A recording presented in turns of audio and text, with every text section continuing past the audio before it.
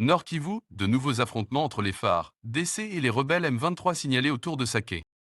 Depuis l'aube de ce mercredi 8 mai, les FARDC, avec le soutien des combattants de Ouazalando, sont engagés dans des combats violents contre les rebelles du M23.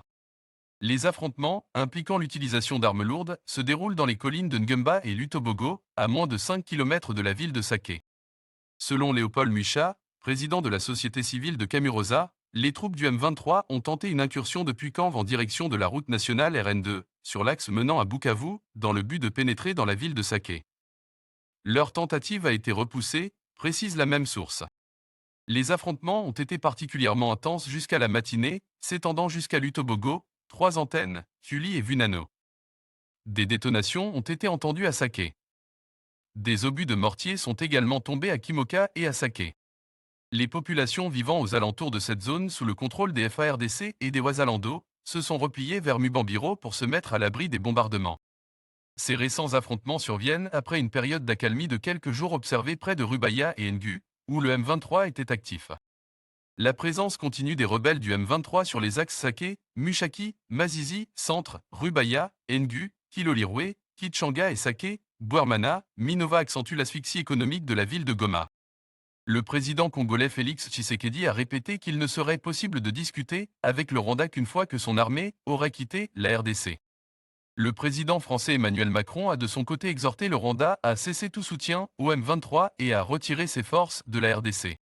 Le chef d'état-major général des forces armées de la RDC et son homologue de l'armée ougandaise, UPDF, se sont rencontrés, lundi 6 mai 2024 au poste frontalier de Kazindi, Lubiria, en territoire de Beni, dans la province du Nord Kivu.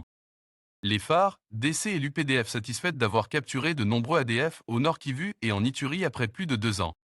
Le chef d'état-major général des FARDC, lieutenant-général Christian Chioué, et son homologue de l'armée ougandaise, UPDF, ont dressé, lundi 6 mai, un bilan positif de l'opération Shuja contre les rebelles ADF à Beni, Nord Kivu et une partie de l'Ituri. Ces deux officiers militaires ont fait cette évaluation lors d'une rencontre tenue au poste frontalier de Kazindi-Lubiria, cité frontalière de l'Ouganda. Lieutenant-général Christian Chioué et son homologue ougandais ont noté la neutralisation, la capture et la reddition de nombreux chefs et rebelles ADF au cours de cette opération, lancée en novembre 2021. Selon eux, ces deux armées ont réussi à libérer de nombreux otages et quelques rebelles ASDF se sont rendus, avant d'être rapatriés dans leur pays d'origine dont l'Ouganda, après un processus de démobilisation et de déradicalisation. Au cours de leur rencontre, ces deux officiers militaires ont également convenu de mobiliser des fonds nécessaires afin d'accélérer les opérations en cours contre les ADF pour rétablir la paix dans la région de Beni et dans une partie des territoires d'Irumu et Mambasa, Ituri. Cette rencontre de haut niveau intervient 3 jours après celle tenue à Beni par le chef d'état-major général adjoint, chargé des opérations et renseignements des phares, DC, lieutenant-général Jacques Ishaligonza et le commandant des forces terrestres de l'armée ougandaise, général-major Dikolom.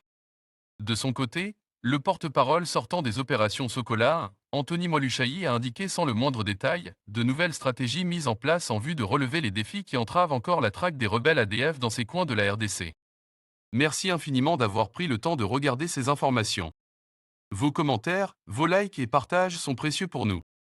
Et surtout, n'oubliez pas de vous abonner pour ne rien manquer.